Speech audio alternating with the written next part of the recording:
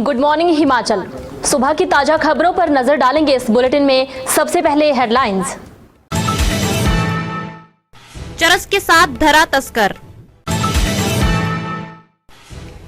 पर्यटन को मिलेगा नया मुकाम। मां के दरबार में दूसरे दिन भी साफ सफाई अभियान जारी। घनी धुंध ने बढ़ाई लोगों की टेंशन। और अब खबरें विस्तार से। पुलिस जिला नूरपुर द्वारा नशे के खिलाफ चलाए गए अभियान के तहत पुलिस थाना इंदौरा के अधीन भूमला में गुप्त सूचना के आधार पर नशा तस्करों के खिलाफ बड़ी कार्रवाई अमल में लाई गई है।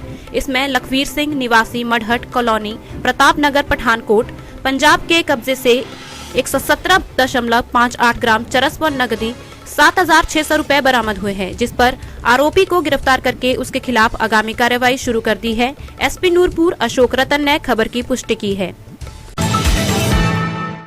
एडवेंचर टूरिज्म मेला बिलासपुर में साहसिक पर्यटन की संभावनाओं को नया मुकाम प्रदान करेगा। यह बात तकनीकी शिक्षा मंत्री राजेश धर्मानी ने झंडूता विधानसभा क्षेत्र के तहत डमली पंचायत क्षेत्र में आयोजित साहसिक गतिविधियों का शुभारंभ करते हुए कही।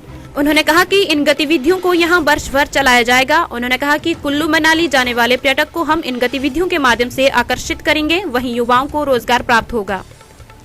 तो हमने ये सोचा कि हम जो है यहाँ पर कुछ न कुछ एक्टिविटी करने की कोशिश करें। यहाँ पर हम जो है स्पेशली जो वाटर स्पोर्ट्स और एरो स्पोर्ट्स में कुछ न कुछ करें, क्योंकि यहाँ संभावनाएं बहुत हैं और क्योंकि सारा टूरिस्ट जो मनाली जाएगा वो इसी रास्ते से जाएगा, तो उनको टैप करने के लिए, उनको कुछ देर के लिए यहाँ रोकने के लिए और यहाँ की इकोनॉमिक एक्टिविटी को बढ़ाने के लिए, क्योंकि आसपास जितनी यहाँ पर एक्टिविटी होगी सबसे ज्यादा फायदा आसपास के जो गांव के लोग हैं उनको होगा। क्योंकि हम ये भी सोच रहे हैं सिर्फ ये एक्टिविटीज नहीं है, ये तो एक शुरुआत है।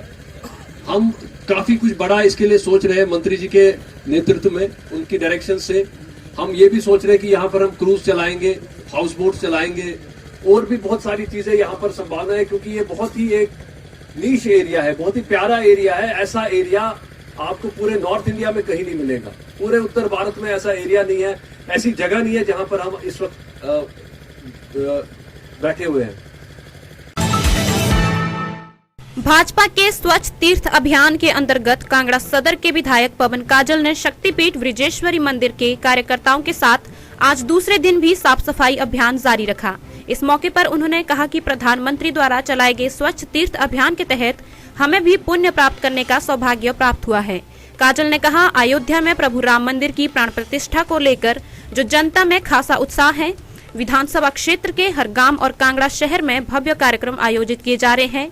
उन्होंने क्षेत्र वासियों से 22 जनवरी के ऐतिहासिक दिन को यादगार बनाने के लिए अपने अपने घरों में दीपक जलाने और दिवाली की तर्ज पर आतिशबाजी चलाने का आह्वान किया है।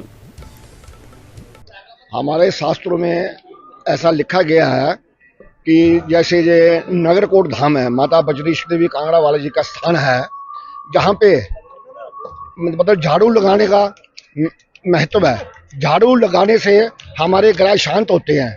पोछा लगाने से जो हम सफाई करते हैं, पानी से धोते हैं, उससे धन की प्राप्ति होती है। और तीसरा, ये जो नगरकोट का स्थान है, जहाँ पे कोई भी आप शुभ कार्य करो, हर आदमी की मनो इच्छा पूर्ण होती है। ये जो सफाई अभियान है हम तो कर रहे हैं वैसे, यानी कि मोदी के आदेश के अनुसार। मोदी के पीछे हजारों विद्वान बैठे हुए हैं जिन्होंने बतलाया कि यानी कि देवी स्थानों पे सफाई करनी, स्वच्छता करनी, इसका अनंत गुना फल मिलता है। आप जो भी मांगो वही देवी मां देती है। वो साचे दरबार की ये जो स्वच्छता। बंगाणा उपमंडल में घनी धुंध के छा जाने से कड़ाके की ठंड हो गई है। सुबह व शाम गहरी धुंध पड़ रही है, जिससे वाहन चालकों को भी दिन के समय लाइट्स ऑन कर वाहन चलाने पड़ रहे हैं। शनिवार सुबह सवेरे ही आलम ये रहा कि 8-10 मीटर के आगे कुछ दिखाई नहीं दे रहा था। सूर्यदेव के दर्शन भी नहीं हो पाए।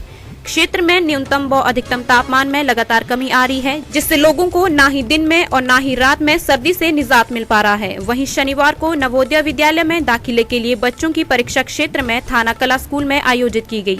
भारी ठंड के बीच नन्हे बच्चे पेपर देने के लिए काफी दूर दूर पहुंचे। इसके अलावा बंगाना क्षेत्र में कोहरा गेहूं की फसल के लिए खतरा बनता जा रहा है। कोहरे के कारण गेहूं की फसल प्रभावित हो रही है। मॉर्निंग बुलेटिन में इतना ही। बने रहें दिव्य हिमाचल टीवी के साथ।